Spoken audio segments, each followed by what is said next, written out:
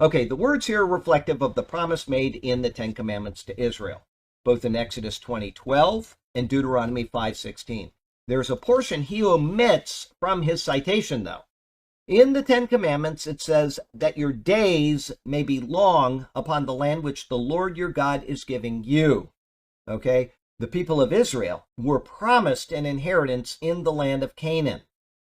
In disobedience to the Lord, they would be exiled from that land.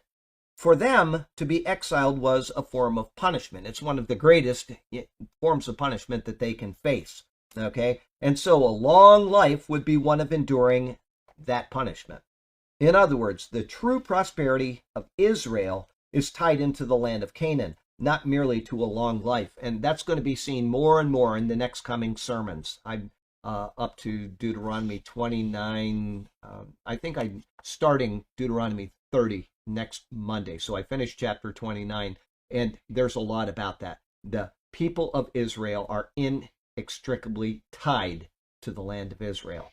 There's no doubt about it. And as a matter of fact, I can tell you, without giving all of the intro to the sermon away, that the land, while Israel is in the land and they are obedient to the Lord, is productive.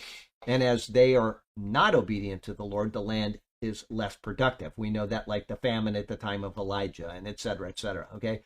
And then in the time of exile, the land is completely waste.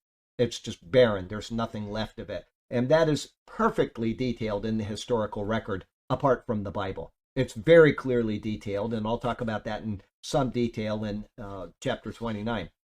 So the thing is that Israel gets back into the land, and now, here in the 1940s, until now, in the 2021s, they have taken the land that was completely barren, completely desolate, and they have brought it back to a state of, just abundance, okay?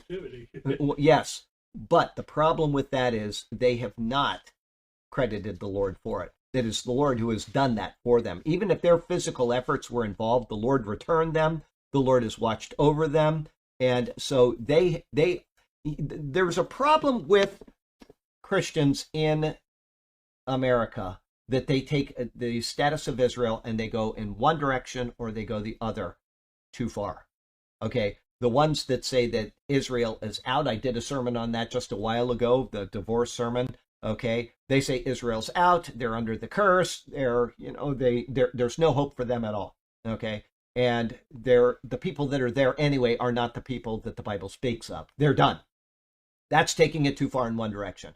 The other direction is what many evangelicals take. They go so far as to say that we need to support Israel at all costs. We need to pat them on the back and say what a great group of people they are, and that they are God's people, and that they are now restored to God's land because of his purposes, which is true. But at the same time, they need to understand that without Jesus Christ, they are not God's people in the ultimate sense. And I'll actually talk about that in this week's sermon. There are different categories that people will ascribe to Israel, and I'll detail, I think, 4 of them, and then I'll describe that. But if we take it too far and we say, oh, then, Israel, everything that they're doing is right, then we are not telling the truth of the matter, because everything Israel does is not right. They have gay parades in Tel Aviv. They have gay parades in Jerusalem.